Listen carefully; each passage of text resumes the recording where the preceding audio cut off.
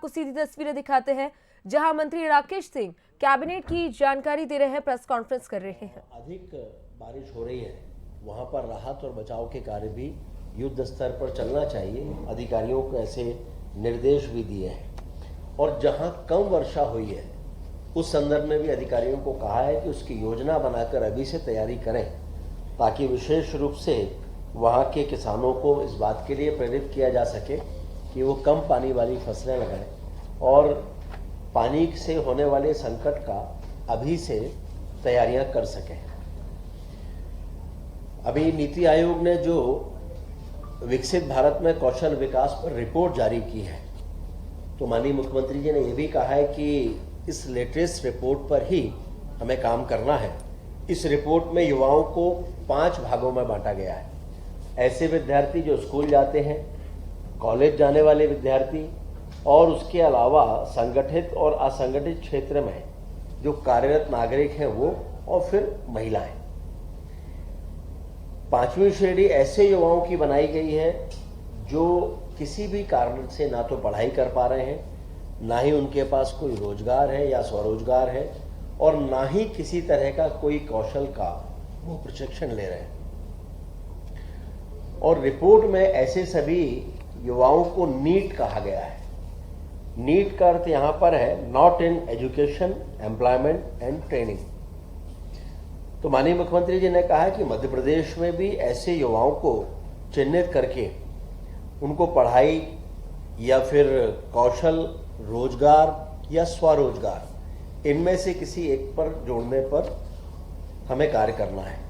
और इसके लिए उन्होंने एक वर्किंग ग्रुप बनाने की भी बात की है, जिसमें उच्च शिक्षा विभाग, स्कूल शिक्षा विभाग, तकनीकी शिक्षा विभाग, कौशल विकास विभाग, खेल और युवा कल्याण विभाग, इनका एक वर्किंग ग्रुप बनाकर ठोस रणनीति बनाई जाए, ये भी माननीय मुख्यमंत्री जी ने निर्देश दिए हैं। 28 अगस्त को हम सभी जानते हैं कि पवित्र पर्व रक्षाबंधन है। पूरे देश में और प्रदेश में इसको मनाया जाएगा। उसके लिए माननीय मुख्यमंत्री जी ने प्रदेशवासियों को बहुत बधाई भी दी है और उन्होंने ये भी कहा है कि सरकार ने इस अवसर पर अपनी जो लाडली बहनें हैं उनको 250 रुपए की अतिरिक्त राशि भी उनके खातों में भेज दी गई है। और माननीय मुख्यमंत्री जी ने ये आग्रह किया अपनी बहनों से कि वे इसके लिए इस राशि से स्वयं के लिए कुछ अवश्य खरीदें। और साथ में प्रदेश में भारतीय जनता पार्टी के कार्यकर्ताओं से, मंत्रीगणों से, नागरिकों से, सभी से ये आग्रह भी किया है कि वे अपनी बहनों के साथ साथ इन लाडली बहनों के साथ भी रक्षा पर्व मनाएं। हम सभी जानते हैं कि जन विश्वास अभियान अपने आप में एक बड़ा सार्थक, सकारात्मक और महत्वपूर्ण अभियान है। इसके 3 सप्ताह पूरे हो गए और माननीय मुख्यमंत्री जी के साथ साथ सभी मंत्रीगण भी शुक्रवार के दिन फील्ड पर उतर रहे हैं, जनता की समस्याओं का समाधान कर रहे हैं, उनसे संवाद कर रहे हैं। मुख्यमंत्री जी स्वयं 3 जिलों में छिंदवाड़ा, बड़वानी और टीकमगढ़ इनमें सम्मिलित हो चुके हैं।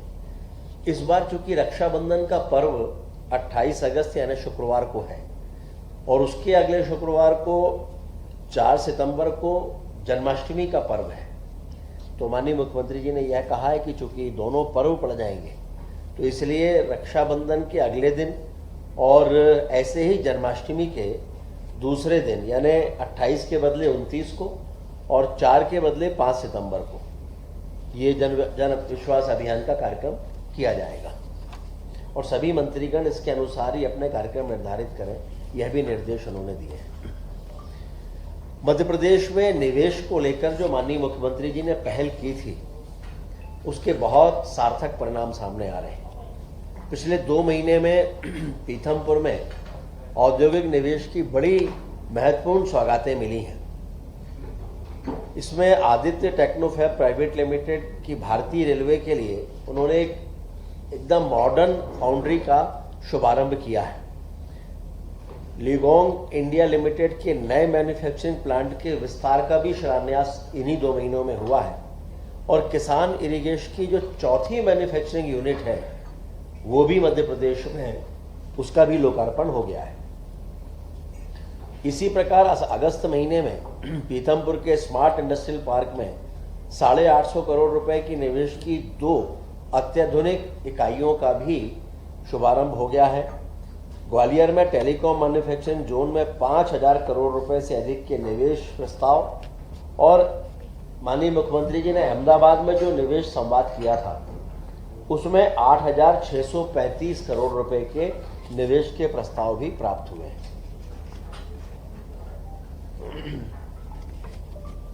किसानों के हित में जो निर्णय लिए गए हैं उन पर भी आज चर्चा हुई है। प्रदेश में फार्मर आईडी बनवाने का अभियान, किसानों के लिए जो आईडी का अभियान है वो 20 अगस्त से प्रारंभ किया है। इसके लिए ना कहीं उनको भटकना पड़ेगा, ना लंबी लाइनों पर लगना पड़ेगा। सरकार के द्वारा गठित जो शासकीय दल है वे स्वयं किसानों के पास जाएंगे और उनकी फार्मर आईडी बनाएंगे।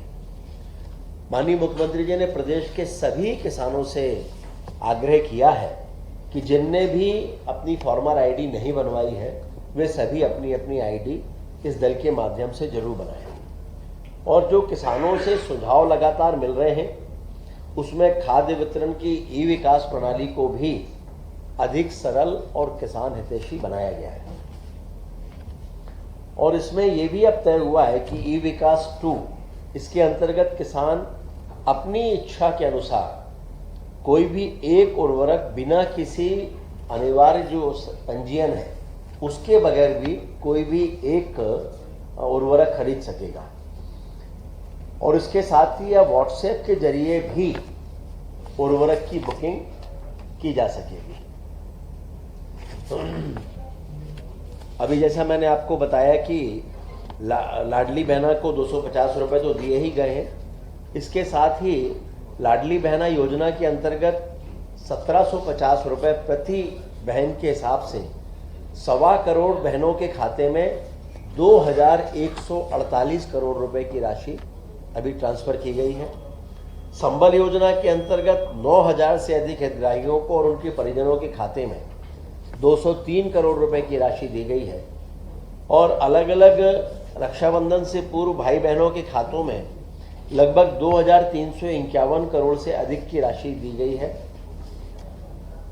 माननीय मुख्यमंत्री जी ने यह भी कहा है कि ये सावन का पवित्र माह है, बड़ी संख्या में इसमें कांवड़ यात्राएं निकलती हैं, इनकी धूम होती है और एक तरह से ये आध्यात्मिक अभ्युदय के साथ साथ सामाजिक समरसता का भी एक बड़ा प्रतीक है, जिसमें समाज के सभी वर्ग के लोग कंधे से कंधा मिलाकर कांवड़ यात्रा में एक साथ निकलते हैं। एशियन गेम्स जो होने वाले हैं ये 19 सितंबर से 4 अक्टूबर तक जापान में होने वाले हैं। इनमें मध्य प्रदेश के 32 खिलाड़ी भारत को रिप्रेजेंट करेंगे। इनमें से 25 खिलाड़ी मध्य प्रदेश की जो राज्य खेल अकादमियां हैं उनके खिलाड़ी हैं और इस तरह से 10 खेलों में मध्य प्रदेश के खिलाड़ी अपनी प्रतिभा का प्रदर्शन करेंगे। माननीय मुख्यमंत्री जी ने उन्हें शुभकामनाएं भी दी हैं और विश्वास भी व्यक्त किया है कि वे एक नया इतिहास बनाकर मध्य प्रदेश की धरती पर आएंगे। आज विषय अभी बहुत है। आज माननीय मुख्यमंत्री जी ने जितनी भी स्वीकृतियां प्रदान की हैं उनमें इंफ्रास्ट्रक्चर, स्वास्थ्य, साइबर सुरक्षा, सामाजिक कल्याण, इन सभी को गति देने के लिए 10,630 करोड़ रुपए की स्वीकृतियां दी हैं। हम सभी जानते हैं कि इंफ्रास्ट्रक्चर के क्षेत्र में मध्य प्रदेश लगातार बेहतर कार्य कर रहा है और उसी दृष्टि से आज सिवनी बालाघाट जो अपने आप में एक बहुत महत्वपूर्ण मार्ग है, स्टेट हाईवे है और इसको जिसकी लंबाई लगभग 91.64 किलोमीटर है, इसको 4 लेन करने का निर्णय किया है विद पेव शोल्डर। और इसका जो 6 किलोमीटर है वो फॉरेस्ट का एरिया है और टाइगर टूरिज्म कॉरिडोर जिसका पहले ही मध्य प्रदेश की धरती पर ही डिक्लेयर हुआ है, उस दृष्टि से भी इसका कुछ भाग जो है वो काफ़ी महत्वपूर्ण है पर्यटन की दृष्टि से भी। अब सिवनी से बालाघाट की दूरी लगभग 2 घंटे से घटकर 1 घंटे होने वाली है और इसका निर्माण हाइब्रिड एन्युटी मॉडल पर होगा। इसकी लागत होगी 3,458 करोड़ रुपए। इसका निर्माण, संधारण और कंसेशन की अवधि होगी लगभग 17 वर्ष। इसमें बाकी चीज़ें भी हैं कि लगभग 40% राशि परियोजना निर्माण की, ये लगभग 700 करोड़ रुपए 10 किस्तों में भुगतान की जाने वाली है और शेष 60% राशि लगभग 2250 करोड़ रुपए का भुगतान 15 वर्ष में राज्य बजट के माध्यम से होगा। इस पर वित्त विभाग की स्वीकृति हो चुकी है।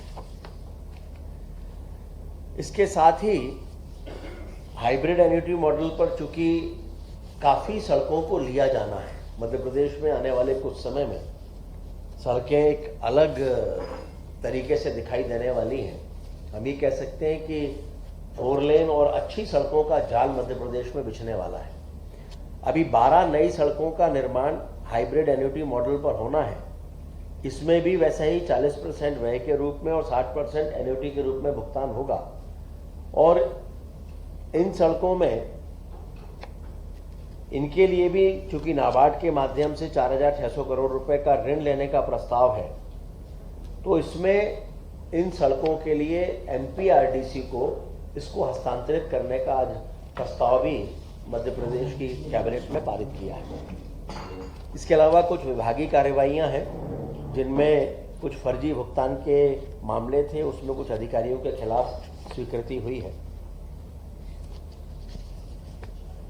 ये भी हमें स्मरण में ही है कि उज्जैन में जो लोक स्वास्थ्य और चिकित्सा शिक्षा विभाग के द्वारा धन्वंतरी विश्वविद्यालय स्थापित किया जा रहा है, उसमें पदों के सृजन की स्वीकृति भी आज प्रदान की गई है। एक और महत्वपूर्ण निर्णय हुआ है, पिछले दिनों मध्य प्रदेश सरकार ने जमीन अधिग्रहण जहां भी सरकार करती है तो मुआवजा 2 गुना मिला करता था, जिसको 4 गुना किया गया था। अब ये तय किया है कि आपसी सहमति से, आपसी सहमति का मतलब होता है अभी एक प्रक्रिया होती है और उसमें सरकार जमीन का अधिग्रहण करती है जिसमें काफ़ी समय लगता है।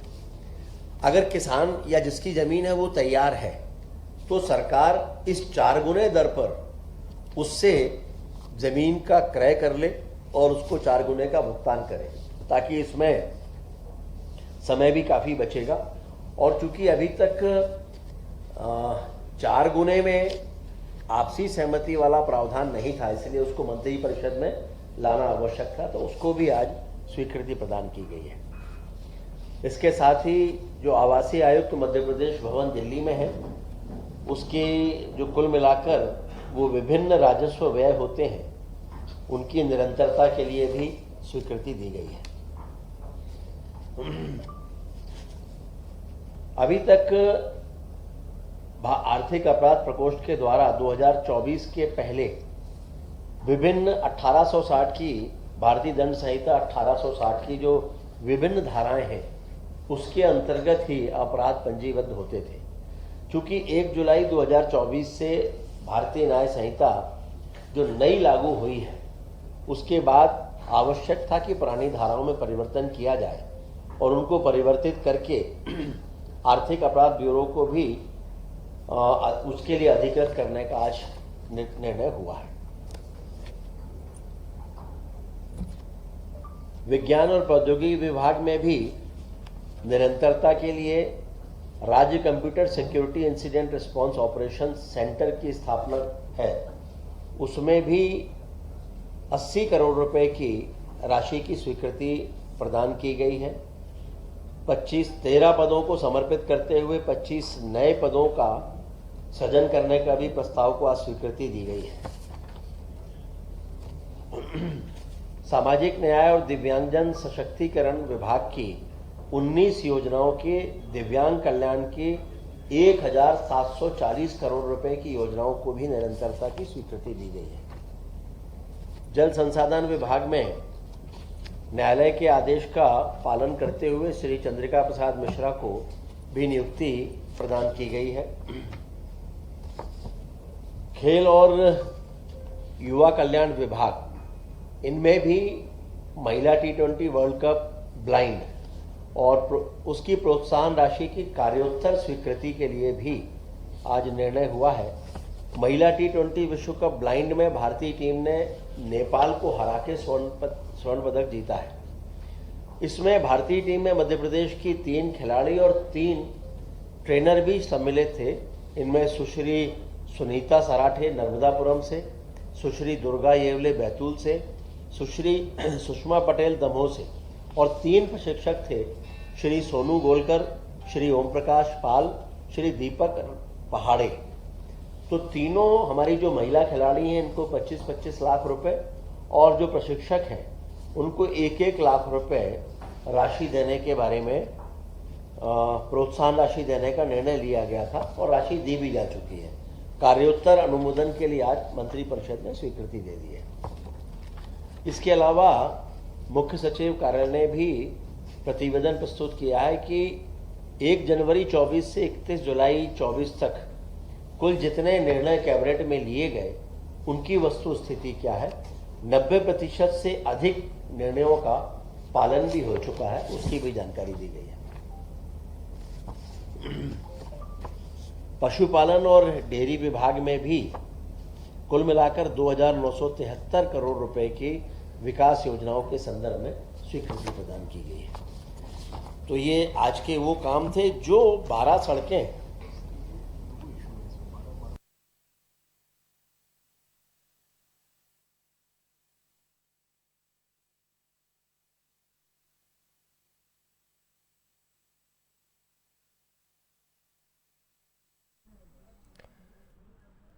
तो राजधानी भोपाल की तस्वीर आपको सीधी दिखा रहे थे, जहां मंत्री राकेश सिंह कैबिनेट की जानकारी दे रहे थे और जो बड़े फैसले कैबिनेट में लिए गए वो प्रेस कॉन्फ्रेंस कर बता रहे हैं। 44.83 किलोमीटर और इसकी लागत है 1,792 करोड़ रुपए। फिर खलघाट मनावर मांगोद मार्ग है, इसकी लंबाई लगभग 93.11 किलोमीटर है, लागत है 3,316 करोड़।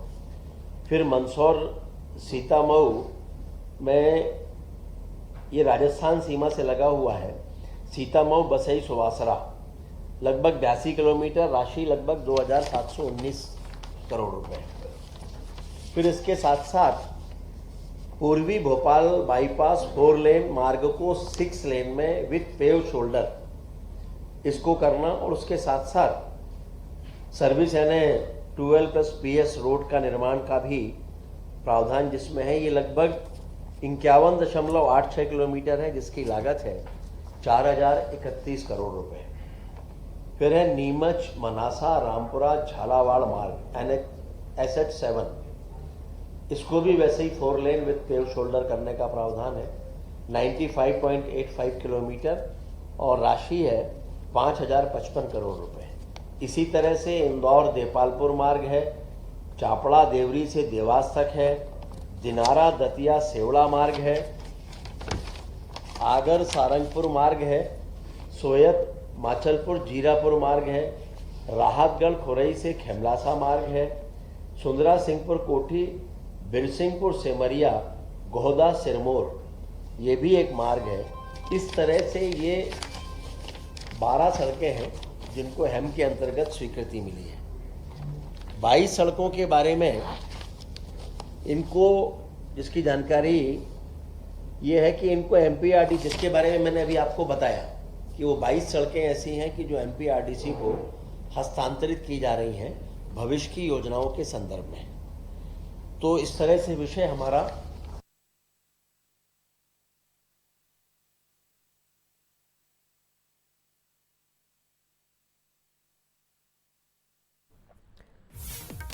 तो आज मोहन कैबिनेट की बैठक हुई, जिसके बाद मंत्री राकेश सिंह ने फैसलों की जानकारी दी है। अंतरिक्ष क्षेत्र में युवाओं ने जो इतिहास रचा है उसके बारे में भी बधाई दी। साथ ही सीएम डॉक्टर मोहन यादव ने भी विभोर जैन से मुलाकात की है। एमपी के लिए गौरव की बात मंत्री राकेश सिंह ने इसको बताया और कहा कि सरकार युवाओं की पूरी मदद करेगी। मध्य प्रदेश में कहीं ज्यादा कहीं कम बारिश हुई है तो सीएम उसकी लगातार मॉनिटरिंग कर रहे हैं और ज्यादा बारिश वाले जिलों में राहत के निर्देश भी दे दिए हैं। ये बड़ी जानकारी मंत्री की ओर से दी गई। साथ ही कम बारिश वाले जिलों के लिए प्लानिंग की जाएगी और उन क्षेत्रों पर नजर रखी जाएगी। इस दौरान एक बड़ी जानकारी ये भी दी गई कि 10 करोड़ से ज्यादा की विकास परियोजना को मंजूरी इस कैबिनेट बैठक में मिली है।